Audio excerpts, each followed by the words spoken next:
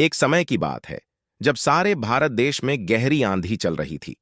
लोगों के दिलों में अंधकार छाया हुआ था और उन्हें जीवन के अड़ंगे में रास्ते नहीं दिख रहे थे।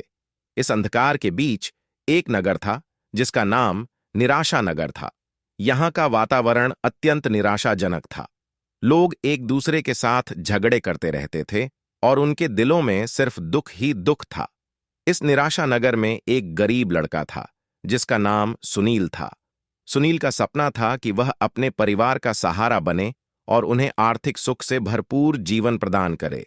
लेकिन निराशा नगर के वातावरण ने भी सुनील को अपनी ओर खींच लिया था। उसकी आत्मविश्वास और संघर्ष की बातें लोगों के दिलों में सिर्फ हंसी और उपहास भर देती थीं। एक दिन सुनील को अपने दोस्त राहुल ने बुद्ध के बारे में सुनाया।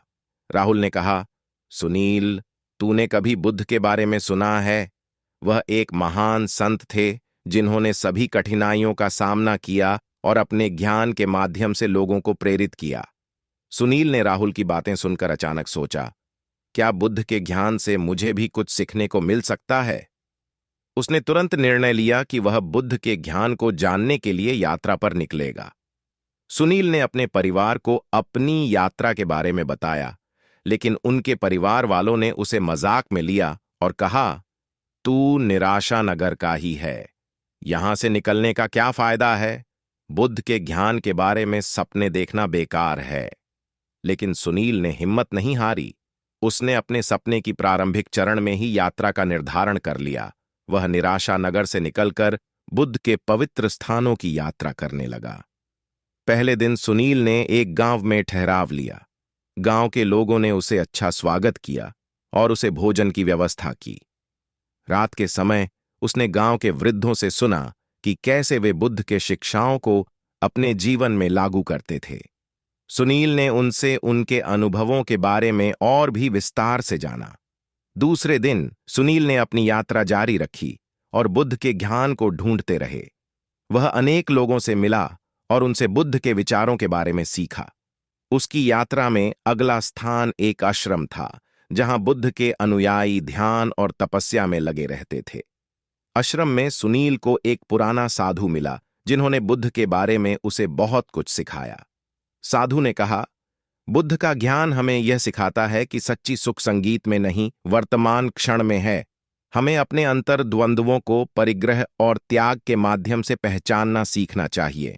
सुनील ने ध्यान दिया और साधु के बयानों को गहराई से समझने का प्रयास किया। उसने समझा कि अपने मन को नियंत्रित करके ही हम सच्ची खुशी को प्राप्त कर सकते हैं। आश्रम में कुछ दिनों तक रुकने के बाद सुनील ने अपनी यात्रा को जारी रखा। वह अब बुद्ध के सिद्धांतों को समझ चुका था और अपने जीवन में उन्हें लागू करने के लिए पूरी तरह से प्रस्तुत था। अपनी यात्रा के दौरान सुनील ने अपने दिल में नई उम्मीद और नई ऊर्जा का अनुभव किया। उसका आत्मविश्वास बढ़ा और उसने अपने सपनों को पूरा करने के लिए नया संकल्प लिया। आखिरकार सुनील ने अपने लक्ष्य तक पहुंच गया और बुद्ध के ज्ञान के प्रेरणादायक संदेशों का अपने जीवन में लागू किया। उसने निराशा नगर को छोड़कर एक नया जीवन आरंभ किया जो पूर्णतः प्रसन्नता और समृद्धि से भरा था। इस कहानी से हमें यह सीखने को मिलता है कि जीवन में कभी भी निराशा का अंत नहीं होता। हमें हमेशा आगे बढ़ते रहना चाहिए और नए अवसरों को खोजने के लिए तैयार रहना चाहिए। बुद्ध की प्रेरणादायक कहानी हमें यह बताती है कि अगर हमें अपने सपनों को पूरा करना है तो हमें परिश्रम करना और हार नहीं मानना चाहिए। अंत में सफलता हमारे कदमों का स्वागत करती है और हमें नई ऊर्जा और उत्साह देती है।